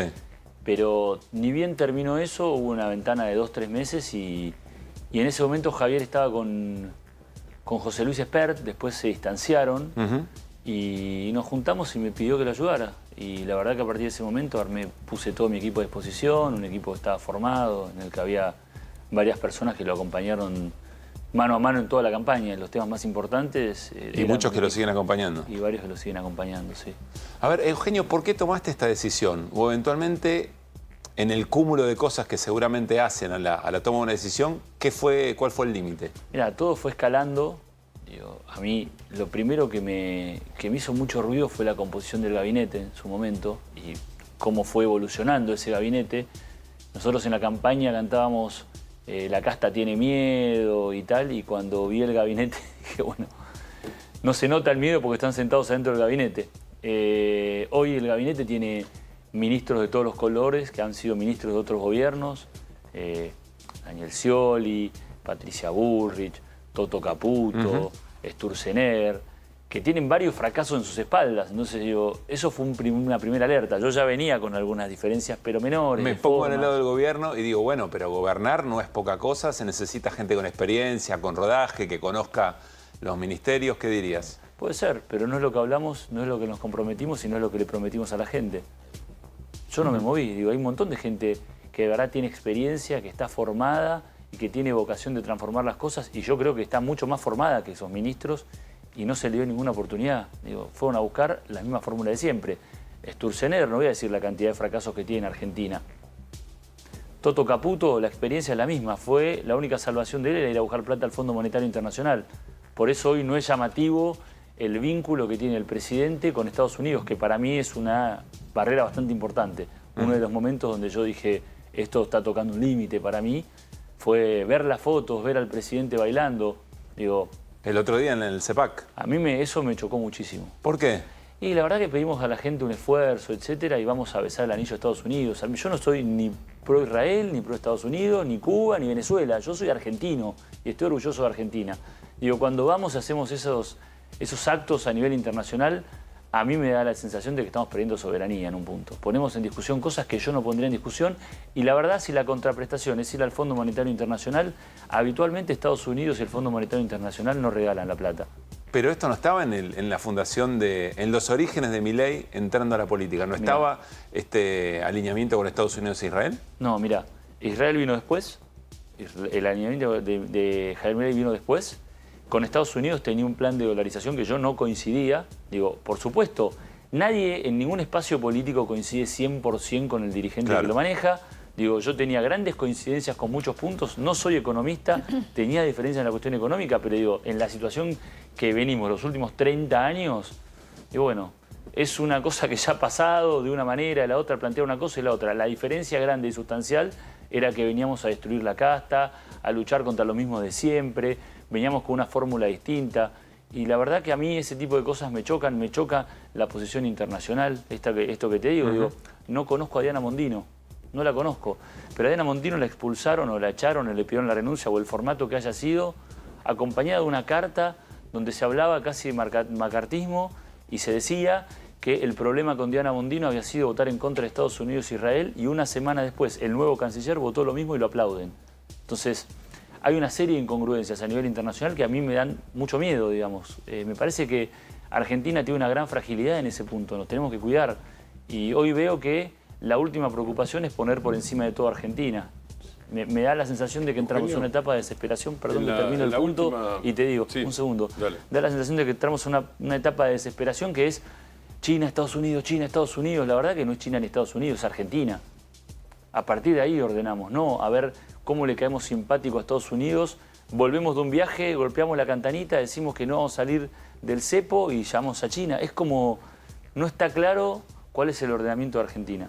Hay como una tercera posición peronista ahí en el Sí, ni siquiera, es totalmente vertiginosa. Digo, me parece que falta planificación, digo, el plan económico también, digo, era dolarización, después no fue dolarización, era lo primero que hacemos salir del cepo, ahora lo pasaron un año después. Digo, hablamos del problema, bueno, yo veía los números del campo, que bien decía tu compañera, digo, yo escuché un montón de sectores agropecuarios todo el año pidiendo una evaluación. Hay muchos sectores que están diciendo, si no cambiamos el equilibrio del dólar, que está bueno conseguir un equilibrio, pero no el número en que estamos. Hay muchos sectores que hoy están tendiendo un hilo para desaparecer. Perdón, te interrumpí. No, al contrario. Te quería hacer una pregunta, porque en la presentación de la Fundación Faro, que dirige Agustín Laje, justamente, el presidente Milei les agradece especialmente a dos personas. Sobre uno dice que tiene una inteligencia superlativa y ¿por qué no tiene derecho, dice Milei, a tener un asesor de inteligencia superlativa? Te quiero preguntar tu opinión, que es Santiago Caputo. Y del otro es Agustín Laje. Son dos de las personas que, según el propio Milei, están influyendo en algunos casos operativamente y en otros casos desde el punto de vista del plano de las ideas. ¿Los conoces? Santiago Caputo es amigo mío. No coincido con muchas cosas que están sucediendo en el gobierno, por supuesto. Considero que es una persona muy inteligente, sí. Agustín Laje no lo conozco. Sé que es una persona muy formada. He escuchado sus alocuciones. Ahora, conozco mucha gente muy inteligente, mucha gente muy formada, que el resultado final no siempre es bueno, digamos. Y ser inteligente o formado no habla bien de uno, digo, es una de las características que tienen las personas y los dirigentes políticos. No es la única y no es suficiente. Y desde el punto de vista del contenido de las ideas de cada uno, en el caso de Santiago Caputo es la práctica del gobierno, en el caso de Agustín Laje es la práctica del gobierno más... Mira, no sé, nunca charlé en profundidad con Agustín Laje, sí sé que Santiago muchas de las cosas del gobierno las piensa de esa manera, las expresó muchas veces de esa manera. En algunas coincido, en muchas otras no coincido. Soy una persona de diálogo. Yo creo que este gobierno, Santiago no es una persona que tenga esa vocación de la construcción colectiva y escuchar. Ellos luchan en contra de eso. Digo, yo siempre fui claro en el espacio político, quién era, de dónde venía y qué pensaba. Cuando se agotó la posibilidad de expresar lo que pensaba, yo ya empecé a sentir que no estaba dentro del espacio político. Digo, me parece que un espacio político es eso. Si no, no es un espacio político. ¿Y qué es? Funda... ¿Cómo? ¿Y qué es? Un movimiento, una agrupación, pero limitada a lo que el líder y los que lo aplauden alrededor deciden, digamos. ¿Lo conoces a Daniel? No, perdón, digo, vos decís del líder y los que lo siguen. ¿Quién, de acuerdo a tu conocimiento, quién crees que toma las decisiones del gobierno? ¿Javier, Karina o Santiago? Yo creo que depende de qué decisión estemos hablando. Digo, por ejemplo, creo, y esto ya del desconocimiento con Karina Milei no hablo hace 2 años, creo que en términos de política partidaria tiene más que ver con Karina Milei, entiendo yo, digo, creo que en cuestiones estratégicas, colectivas, está más Santiago Caputo. Esto es, mirándola afuera, no tengo información, Y yo creo que hay varios puntos de la mirada de largo plazo y sobre todo en términos económicos que pasan por Javier, digo, sin duda, por Javier Milei. Eugenio, ¿lo conoces a Daniel Parisini, al gordo Dan? Sí, lo conozco. Sí, el tuitero. ¿Viste lo que hicieron en San Miguel? No lo pude ver. Dame, Woody, un cachito. Escuché algún ruido que hubo, pero la verdad estuve laburando bastante. Discurso de Daniel Parisini en este acto en San Miguel, el brazo armado de Milei. Principalmente les quiero contar que la agrupación Fuerza del Cielo, que se está formando hoy aquí entre nosotros, es el brazo armado de la Libertad Avanza. La guardia pretoriana del presidente Javier Milei. Los que estuvieron desde el principio y los que van a estar hasta el final. Y vamos a estar hasta el final defendiendo el proyecto de país de nuestro líder Javier Milei y defendiendo sus ideales. ¿Que cuáles son? Los ideales del presidente, él mismo lo dice siempre, es el liberalismo, que es el respeto irrestricto del proyecto de vida del prójimo, basado en el principio de no agresión y en defensa del derecho a la vida, la propiedad privada. ¿Qué ves acá y qué valoración haces? No lo sabía que había habido bastante ruido con esto. Me llamó la atención que abren Delfín, ¿no? Yo estar pensando en Delfín, un proyecto que lleva 9 meses, es... ¿Y lo de brazo armado? Yo quiero creer, me comentaban esto de brazo armado, yo quiero creer que cuando hablan de brazo armado dicen que hoy las redes sociales son una herramienta muy fuerte y se basa en eso. No me imagino otra cosa, digo, trato de pensar bien. En la época en la que estamos yo no lo veo. Digo, creo que no hay otro análisis que hablan de las redes sociales. Lo que pasa es que viene acompañado por algo que tu amigo, no entendí si era tu amigo, sigue siendo tu amigo Santiago Caputo, se jacta en redes, que es esto que compartimos a continuación.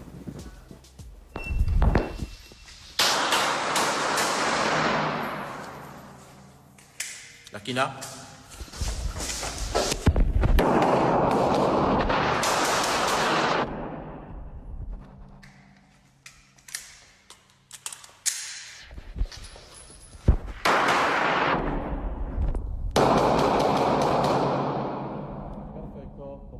Y arma la punta. Bueno, esto se difundió, por supuesto, con intención de ser difundido hace un tiempo atrás. Uno vincula A ver, te lo voy a plantear de otra manera. Somos comunicadores, trabajamos, observamos, tratamos de aportar distintos argumentos, miradas, escuchar opiniones. La pregunta que nos hacíamos al comienzo es, alguien que habla del brazo armado, estas imágenes, ¿qué hacemos? ¿Es una puesta en escena? ¿Pensamos que, bueno, seguramente no pasa a mayores o nos preocupamos? Primero, y con total inocencia te digo, no sé si Santiago Caputo estaba en el lanzamiento ese de la Fuerza del Cielo. No estaba ahí. Ah, no estaba. Tampoco repudió, ¿no? No, dijo, no tenemos nada que ver con esto. Pero son... No, estaban entre otros, estaban Romo y Sotelo. Sabía Romo, Sotelo y hay algunas personas más, sí, algunos diputados y eso. Exacto. Pero lo que digo es... Y Álvarez, subsecretario de Políticas Universitarias. Sí, no sabía que estaba, él no sabía. Pero digo, no sé si Santiago se expresó como que era parte de ese espacio. Si está así, digo, primero que nada, Eso no es nada que vaya contra lo que pueda hacer cualquier ciudadano de Argentina, digo, tiene derecho uno a formarse en un polígono, es otra discusión aparte. ¿Te termino no? Es el triángulo de hierro y está difundiendo. Algo nos quiere comunicar. No te esquivo la pregunta, Ok. digo, te digo la segunda parte. Sí. Yo no me mostraría con un arma disparando, no lo haría, digo, pero digo, no puedo ir en contra de lo que es su derecho como cualquier otro ciudadano. Digo, no está rompiendo ninguna ley, no está amenazando a nadie. Te lo pregunto como conciudadano. Hablamos de política, exactamente. Pero te lo No pregunto hablamos como de conciudadano y además, ¿hace cuánto Yo te- estás en política, Eugenio? Y algunos años, sí. Bueno. No sé, te tengo que decir un número, no me acuerdo. Está bien, pero hace algunos bastante. No quiero decir, No. tu recorrido político no comenzó cuando empezaste a armar La Libertad Avanza. No. Como conciudadano y como alguien que sabe leer la política, con estos mensajes, ¿nos preocupamos o no? ¿O lo tomamos a la ligera? A mí me preocupa no este mensaje, o sea, no es esto de un lanzamiento de la Fuerza del Cielo, sino muchas otras cosas que avanzan sobre lo que yo considero que es lo más importante, que es nuestro sistema republicano y nuestra democracia. Esas son las cosas que me preocupan. El presidente hablando mal del Congreso todo el tiempo es un problema, porque ahí es donde se representan las voces de todos los argentinos.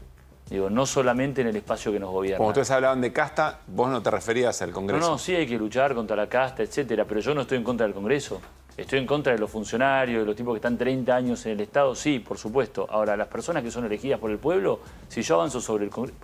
y aclaro, para mí el 70%, 80% de los diputados son un desastre. Incluso los de La Libertad Avanza.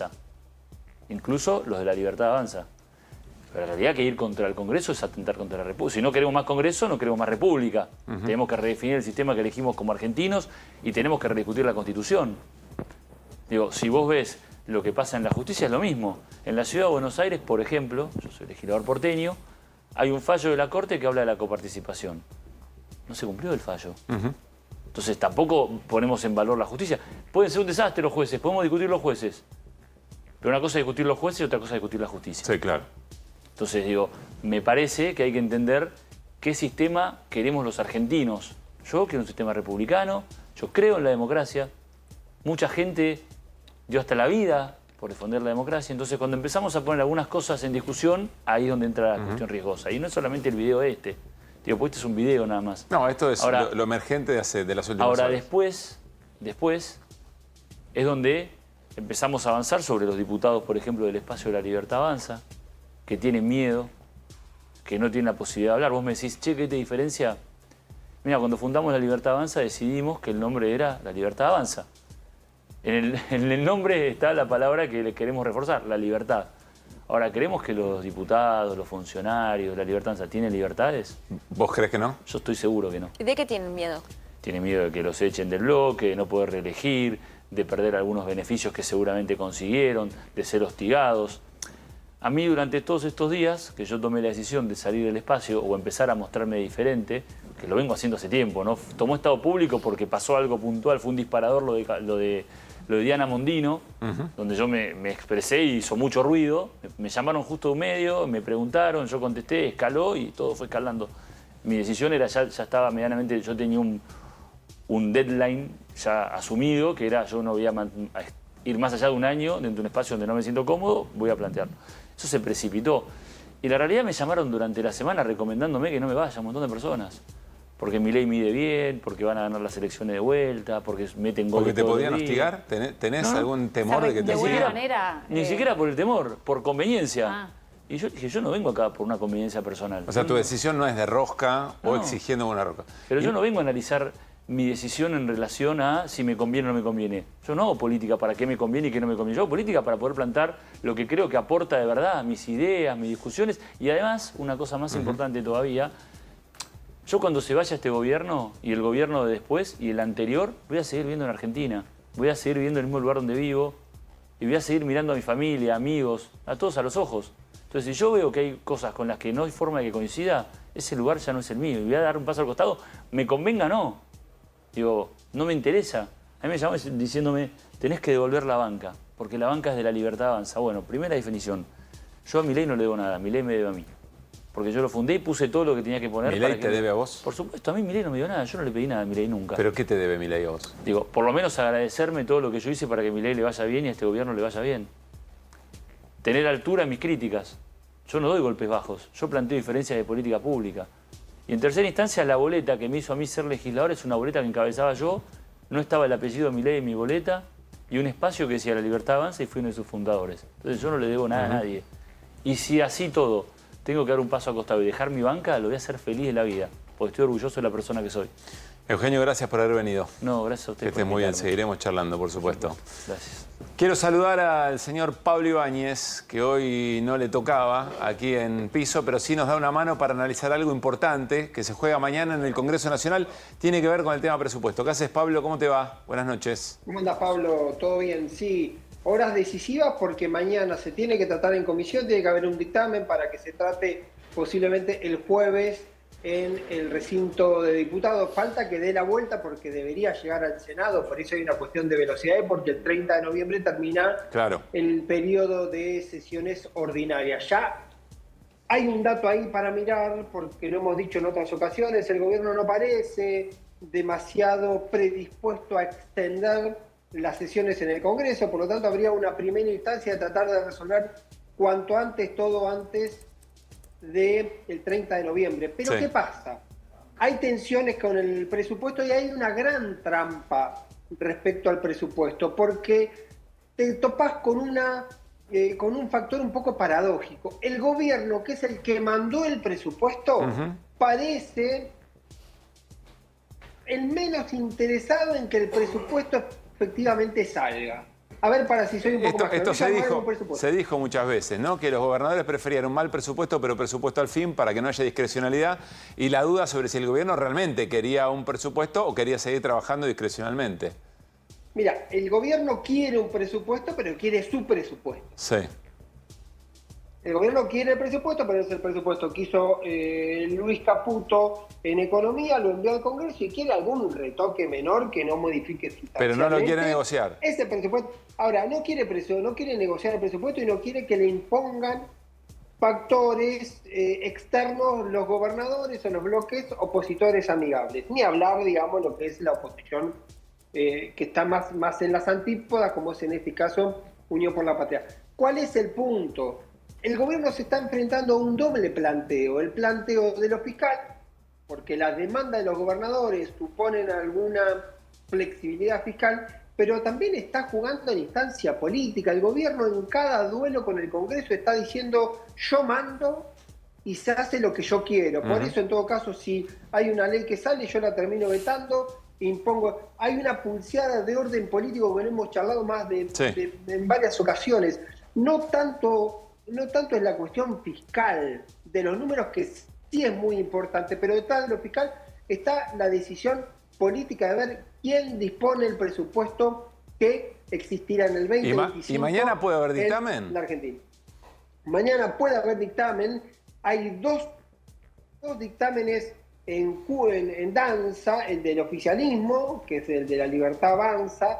Se está hablando de un dictamen que representa un planteo general de los gobernadores, que es uno que hace bastante tiempo escribieron Ricardo López Murphy y Nicolás Mazot del bloque Encuentro Federal que preside Miguel Ángel Pichetto, y naturalmente va a haber un dictamen de Unión por la Patria con objeciones más de fondo al presupuesto. Y ahí acá volvemos a la cuestión original. El gobierno está plantado en esa idea de quiero mi presupuesto, acepto modificaciones muy menores, sino que no haya presupuesto, y yo funciono así, ya viví este año sin presupuesto, aunque de fondo, y esto es más sutil, pero también hay que tenerlo en cuenta, el gobierno plantea esta cuestión, sería una buena señal que el gobierno pueda tener su presupuesto votado, aprobado por las dos cámaras, con el mayor acompañamiento, porque cuando hablamos de estos un poco abstractos, pero muy presentes como son los mercados, en definitiva, una cosa es tener que estar todo el tiempo corriéndose por afuera y decir, bueno, tiene disponibilidad política, y otra cosa que diga ya, a la disposición política y a la voluntad política del gobierno se le suman los votos para hacer que este presupuesto tenga un soporte de una estructura importante en términos políticos. Bueno, Pablo, entonces, ¿nos ayudás a observar mañana lo que pasa en la comisión? De mínima 2 dictámenes, si es que efectivamente los hay, y veremos después cómo se van dando las posiciones políticas en función de lo que nos decís. Mañana, por supuesto, aquí en QR lo analizamos, ¿te parece? Muy bien, Pablo. Abrazo grande, Pablín. Pablo Ibáñez. La mejor forma de empezar los días de Pablo Ibáñez y los nuestros también es con Productos Pozo. Líderes en la producción de vainillas, magdalenas y budines, con más de 70 años en el mercado, presentes en cada desayuno o merienda. Hacé más ricos tus días con Productos Pozo. Pozo siempre te da más. Nos vamos a ir a la tanda. Al regresar está Federico González, consultor. ¿Por qué? Porque ¿se acuerdan de la performance de Milei en Estados Unidos en la reunión de la CEPAC donde estuvo con Trump? Hizo un análisis de las imágenes, de las gestualidades, muy interesante. Lo vamos a compartir a continuación. Ya venimos.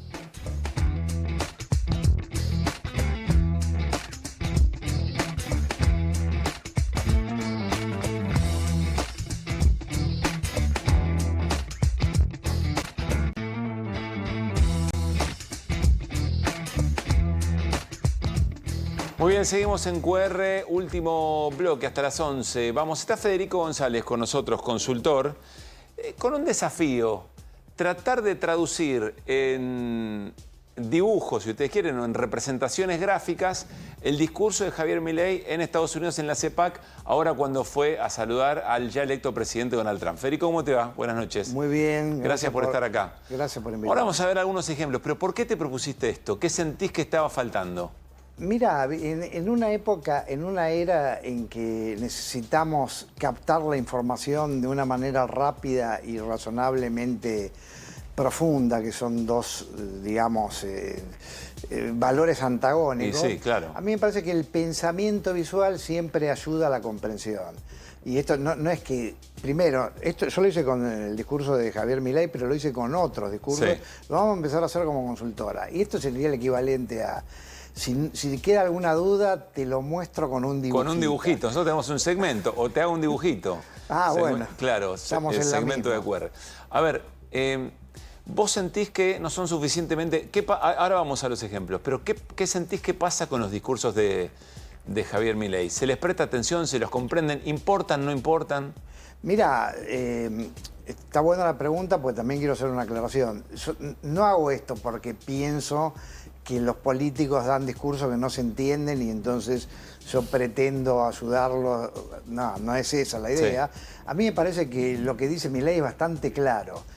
Igual yo creo que hay que dividir dos niveles de su discurso, o dos dimensiones. Una, la dimensión ideológica, que es, vamos a decirlo sin eufemismo, la bajada de línea ideológica. Sí. Ahí es clarísimo. Ahora, por supuesto, cuando habla de temas de economía, que son o teóricos o que tienen un poco de elaboración, para mí él los explica bien, pero los temas son intrínsecamente complejos. Entonces hay muchos... Depende de lo que uno diga. Ahora creo que Milei habla es muy claro comunicando. Creo que, bueno... Sobre todo en la instancia de bajada de línea, digamos. Sobre todo, bueno, porque... mira, yo creo que desde la perspectiva de Milei, él... Esto es una interpretación, ¿no? Para mí lo que hace es enunciar lo que él considera que es obvio, que todos deberíamos entender eso. Bueno, después... Es una reconstrucción del sentido común. Claro, sí, porque en última instancia, si lo tenemos que bajar o reducir de alguna manera, sí. Bueno, siempre hay, es decir, en el discurso de Milei, como había antes en el discurso de Cristina, bueno, hay una lógica binaria. Y esa lógica binaria es que, bueno, de un lado está el bien, la virtud, la inteligencia, y del otro lado está el error, la confusión, lo avieso o la maldad. Vamos con algunos ejemplos, elegimos 2 puntos. Vamos, si quieren, con el primero, que es el punto 3. El virus woke, la batalla cultural de la izquierda. Esto es muy claro en Milei. Ayúdanos a leer esto, porque puede ser también confuso eventualmente a primera vista. Bueno, mira, primero, fíjate que abajo están las frases. A ver, yo voy a tomar una y te digo cómo se vincula. Una de las frases de la izquierda, ante el resentimiento y la frustración que generó en términos políticos el éxito del capitalismo, comenzó a librar una batalla cultural para apropiarse del sentido común de los ciudadanos. Sí. A ver, si no fuera con el dibujito, diría, bueno, lo que dice Milei es que la izquierda tiene envidia del éxito del capitalismo.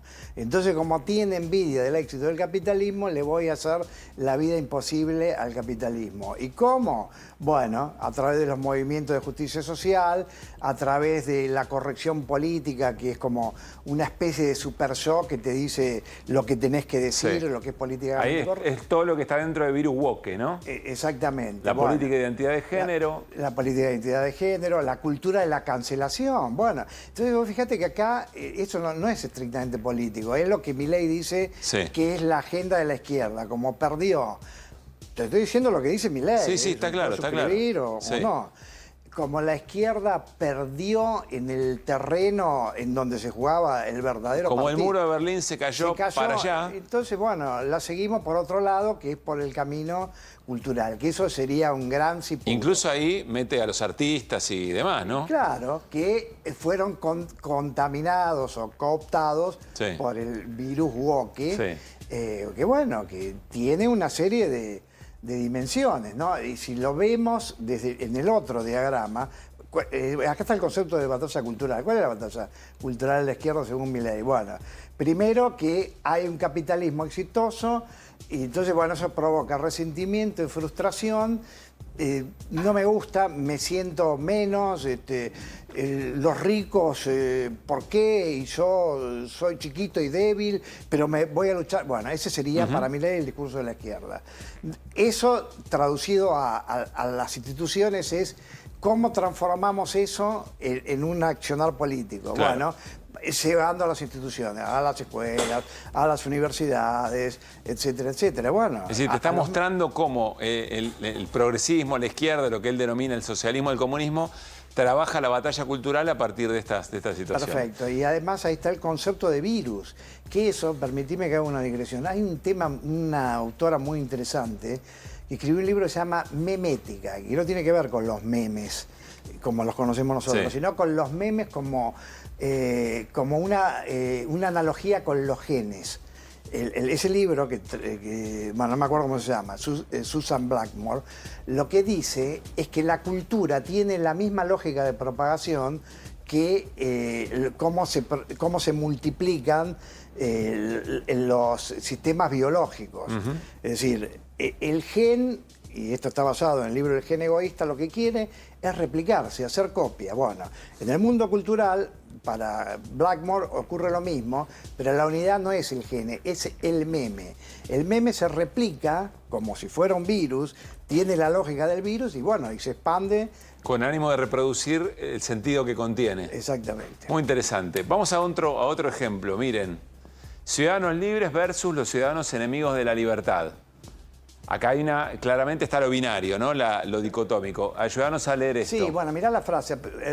A pesar de que los enemigos de la libertad se aferran al poder haciendo uso y abuso de la propaganda, la tergiversación, la censura, del otro lado estamos los ciudadanos libres, los que creemos en los derechos elementales del ciudadano, que son el derecho a la vida, a la libertad privada. Y lo único que buscamos es que nos dejen perseguir nuestra propia felicidad, dice Javier Milei. Bueno, entonces vos fíjate, vamos a empezar por el de la derecha. Sí. Derechos y libertades de los ciudadanos. ¿Cuál es el último? La búsqueda de la felicidad. Sí. Que, bueno, surge con si hay derecho a la vida, a la libertad y los tres derechos básicos del libertarianismo, del liberalismo, el derecho a la propiedad. Ahora, lo que pasa, y ahí vamos a lo binario, es que los malos, los enemigos de la libertad, y bueno, van a ser de las suyas, entonces nosotros tenemos que reaccionar de alguna manera. La utilización de propaganda, distorsión de la información y te imponen la censura. Sí, claro, eso es lo que harían los enemigos de la libertad, pero acá estamos nosotros, que somos, bueno, los leones, o Milei como el que dirige, el líder de la manada de leones, que le vamos a dar fuerza. Ahora, fíjate lo que dice, esto ya es un comentario mío. Presenta una visión dualista de la sociedad, dividiendo entre los enemigos de la libertad y los ciudadanos libres. Bueno, permitime esto, lo voy a hacer muy breve. Hay un comentario que hace Borges en un libro, en un texto, bueno, no viene al caso ahora cuál, pero que en realidad no es de él, lo cita a un escritor que es Coleridge, que que dice, los hombres nacen aristotélicos o platónicos. Y a lo largo de la historia de la humanidad, siempre esa dicotomía o esa tensión entre opuestos se da de diferente manera. Bueno, pone ejemplos de la filosofía. Pero bueno, yo creo que en la política pasa lo mismo. Y en la política argentina, en particular, también pasa lo mismo. Es como si hubiera dos fuerzas antagónicas, que unitarios y federales, peronismo, antiperonismo, kirchnerismo, antikirchnerismo. Ahora es, el verso de ahora es mileísmo versus no mileísmo, que en términos digamos, de la terminología de Milei, son los que abrazan las ideas de la libertad, Milei y el libertarianismo, versus los enemigos de la libertad, que está planteado en esos términos. ¿Y cuán enraizada y qué tiene que ver qué es la libertad en valores en la Argentina? Si uno estudia la historia reciente, la historia no tan reciente, digo, ¿qué es eso? Como para que Milei pueda haber encarzado esto sobre la libertad. Es una pregunta muy amplia. No, pero ahora la gente siente alguna cosa, digo. Bueno, mira, Milei habla de regulación del Estado como antítesis de la libertad. Bueno, por está eso bien, está bien. Está perfecto, no es que esquivaba la respuesta. Mira, uno de los lugares donde se libra esa batalla de aristotélicos y platónicos, los unos y los otros, vamos a decirlo en esos términos, es en la economía. Entonces, y hasta permitime que voy a hacer una sentencia bíblica. Creo que la sentencia bíblica es: buscad el reino de los cielos y todo lo demás se os dará por añadidura. Y yo creo que el libertarianismo que encarna Milei, que expresa Milei, es: busquemos la libertad, todo lo demás va a surgir por añadidura. Hasta te diría, me voy a otra... Pero por eso te pregunto, ¿y cómo es leída la libertad por quienes lo escuchan? ¿O por el 56% que lo votó? ¿Por el 40 y pico por ciento que está de acuerdo con él hoy? Ahí depende de quién estemos hablando. Si estamos hablando del gran empresario Gran, que por supuesto hay regulaciones que lo complican, bueno, es una cosa. Después estamos hablando de la regulación del ciudadano que te entorpece la vida en el trámite. Bueno, también ahí a quién no le gusta que le simplifiquen la vida. Ahora, después, si estamos hablando de, yo te diría, los segmentos de la población más vulnerables, que están todavía sufriendo los efectos del ajuste y a la espera de que les llegue a ellos, al bolsillo de ellos en algún momento, yo te diría que es un concepto abstracto, no les dice nada, porque con el concepto de libertad, no siendo la heladera, esa para mí es la lógica con la que piensa ese segmento. Entonces yo te diría, depende cuál es el segmento. Y además te diría, hay muchos adherentes a Milei que son adherentes por muchas más cosas o quizás distintas que el concepto de libertad económica. Ahora, pero por algo él explota esta idea de este concepto de la libertad. Digo, vos decís, es un concepto abstracto para una buena parte de la sociedad, pero por alguna razón le ha rendido a Milei. Y bueno, está bien, te dividiría dos niveles. Un nivel es, bueno, ¿por qué la gente compró o compra o te genera expectativas? Y yo creo que eso es un valor universal. Es decir, a ver, si la dicotomía, ser libres o depender o ser esclavos, bueno, no hay que mucho pensar. Quiero ser libre. Seamos felices. Bueno, después, si el diagnóstico es, mira, la causa de todas tus desgracias es porque hay una restricción de tus libertades y no te dabas cuenta, y yo te lo explico, Milei no te lo explica con un dibujito, te lo explica con un discurso, y bueno, cuando uno no encuentra salida, es permeable a la promesa. Con esto no quiero decir que sea buena o mala la promesa, que tenga sustancia o que no la tenga.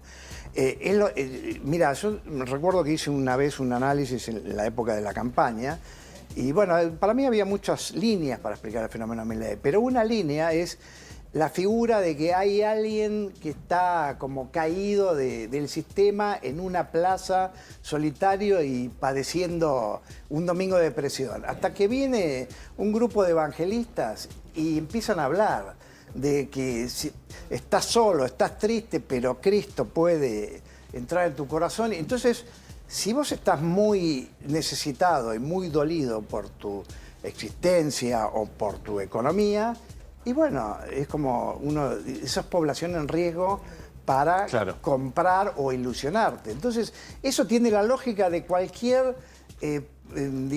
comunicación persuasiva. La comunicación persuasiva, en última instancia, es encontrar dónde está la falta, dónde alguien siente la falta o el dolor personal, ciudadano, lo que sea. Y saber cómo llegar ahí. Y hago una promesa. Bueno, después lo que pasa es que la promesa se tiene que tangibilizar en realidad. Y quizás estamos en ese momento. Federico, muy interesante el trabajo. Gracias por haber venido. Gracias a ustedes por la invitación. Que esté muy bien. Vamos a hablar de Cristina Fernández de Kirchner. Ayer domingo, 17 de noviembre, Día de la Militancia. Originalmente era el día en el que se tenían que realizar las elecciones en el Partido Justicialista. No estaban los avales de Quintela. De alguna manera, Cristina ayer celebrando también su asunción como presidenta del Partido Justicialista a nivel nacional. Santiago del Estero, Club Quinza, mucha gente, 10.000 personas dentro del propio estadio. ¿Alguna frase de Cristina? Dale. Vieron que va a lugares donde solamente hay multimillonarios, ¿no? No se equivoca ni por equivocación de ir a una escuela, a un comedor, a una pyme, a una universidad, a un sindicato, no. Siempre donde son pocos y multimillonarios, no es casualidad. Dice Cristina que viene de caminar la provincia de Buenos Aires, en los barrios, sola, es decir, despojada de todo lo que significa haber sido, por ejemplo, 2 veces presidenta de la Nación. Y también agrega algo de la experiencia del 2001. Dale. Liberales de los 90, no les voy a contar nada, los que están acá lo saben todos. Cuando se cayó el país en el 2001, fíjense, se cayó el país y estaba todo privatizado. Estaban privatizadas las jubilaciones, estaban privatizado YPF, estaba privatizado aerolíneas, estaba privatizado el gas, la luz, no había empresas estatales. Y sin embargo el país se cayó. Y nos dejaron 39 muertos en la Plaza de Mayo. Y unos cuantos bonos que después tuvimos que pagar los otarios que vinimos después. El peronismo es como que llega siempre para sanar los desastres económicos que nos hacen en nombre del libre comercio y de la libre empresa. Esta es la verdad de la milanesa y de la historia. Y por muy efusiva Cristina Fernández de Kirchner, probablemente con otros actos por venir, ya con la orgánica de la conducción del propio Partido Justicialista. Hay un dato con esto que es interesante. Cristina asume como presidenta del Partido Justicialista, o se estrena como presidenta del Partido Justicialista, al lado de un gobernador no peronista que es Zamora. Y elige 2 cosas. Lo elige a Zamora y elige a Santiago del Estero. Durante el kirchnerismo, en Santiago del Estero se terminó una emigración de 200 años. 200 años de migración, digo. Hay más santiagueños en La Matanza que en Santiago del Estero. Eso se interrumpe con la transferencia de ingresos y con la obra pública en los 3 gobiernos kirchneristas. Hay otro elemento fuerte ahí y tiene que ver además con la fortaleza electoral y política del propio Zamora, que en buena medida deviene de esa política pública. Pero incluso Cristina habla de que si ella le hubiese gustado recrear esa fórmula Perón-Balbín, de esta, digamos, amistad entre el radicalismo y el peronismo, y decía, porque vos decías, estaba justo con Zamora, gobernador radical, bueno, habla de esa alianza necesaria, quizás pensando también, ¿no?, en el momento que estamos transitando. Digo, bueno, de hecho dice, clara. recuerda, es un gobernador radical trabajando con el Partido Justicialista, acá sí nos salió lo que queríamos hacer, que era la transversalidad, que después se pincha con Cobos, con todo lo que ocurrió con Cobos. Acá sí funcionó. Y como dice Flor, probablemente un mensaje respecto de qué es lo que va a buscar. Dijo, ¿no? Hay que salir del cascarón del Partido Justicialista. Quizás son claves del tipo de construcción que hace Cristina. Para recordar lo de Perón-Balbín, lo que vos decías es, en vez de Perón-Balbín, que era la posibilidad de 1973, fue Perón-Perón, es decir, Perón-Isabel. Sí. Y se cae Perón-Balbín, que era una de las alternativas que barajaba el propio Perón. Sigue llamándome la atención la decisión de Cristina de interpelar a Milei de voz, diciéndole otra vez koala de Trump, que hace tal cosa. Es decir, también hay una interpretación de qué lenguaje puede llegar a ciertos sectores sin dejar de lado el argumento, sin dejar de lado, bueno, la explicación de lo que fue la experiencia política a la vista de Cristina Fernández de Kirchner. Insisto. Y la otra cosa, perdón, Pablo, es que la otra cosa en el discurso es que se terminó la interna. Fuerte. Se terminó la interna, digo, el discurso es básicamente contra Milei. O solo contra Bueno, Milei, en el digamos. principio O dijo solo que hay que contra ser bien Milei. agradecido. ¿Cómo? Al principio dijo que hay que estar bien agradecido. Pero eso solo. Así es. Bueno, habló de la causa vialidad, dijo que en realidad iba a aceptar toda condena, eso se tergiversó, me parece lo que estaba diciendo es, me persiguen por todas las cosas que hemos hecho en materia de política pública, y ahí dice, bueno, si ese es el precio que hay que pagar, lo pagaré. Hay un montón de personas que pagaron con cuerpo, con sangre, cosas mucho, mucho peores. Bueno, hemos hecho un repaso para lunes feriado, quiero decirles que es un montón. Ojalá terminen bien el fin de semana largo. Mañana martes, con sabor a lunes, volveremos a estar acá a las 9 de la noche para hacer QR. Quédense con Babi Checopar. Ya viene Basta Babi. Nosotros nos vamos como llegamos con las voces del día. Pasen bien. ¿A vos te molestó que en los premios Martín Fierro yo mencionara al Inca y pidiera que no lo cerraran? Al Instituto Nacional de Cinematografía. No, es que yo no creo que esté por Porque yo te leí. Mira mi dedito. Este Estado no sirve para nada. Es lo único que Milei acertó, su plan es de demoler el Estado. Está bien, pero sigue cobrando impuestos. Nuestro gobierno, me parece a mí, no está para, por ejemplo, generar un conflicto diplomático con Francia. Está Macron ahora yendo a cenar con Javier y Bichacruel no fue capaz de despiñar, ella tiene piñado arriba de todo el tuit donde insulta a Francia. Vieron que va a lugares donde solamente hay multimillonarios, ¿no?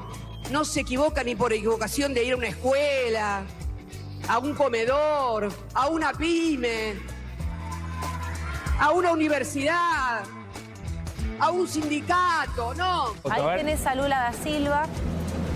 Levanta Mirá, la mano. Todo protocolar. Todo muy protocolar. Sí. Es importante tu visita al país. Primero porque estamos viviendo el negacionismo, tratar de que se olvide lo que pasó. Estaba la cámpora en su momento, va a estar la cámpora, ahora tenemos la cámpora virtual, que son los trolls de Milei, con la diferencia de que la cámpora hacía territorio o hace territorio y estos se la pasan con el teléfono, la computadora, insultando a todo aquel que se cruza por sus ojos. Se está hablando con la 2CTA, con los movimientos sociales, para que en diciembre haya una gran jornada de movilización o de paro general. Третья мировая война. Вы знаете, можно вспомнить Эйнштейна, по-моему, да, он сказал, что я не знаю, какими средствами будет вестись Третья мировая война, но четвертая будет вести с помощью камней и палок. La agrupación Fuerza del Cielo, que se está formando hoy aquí entre nosotros, es el brazo armado de la Libertad Avanza, la guardia pretoriana del presidente Javier Milei.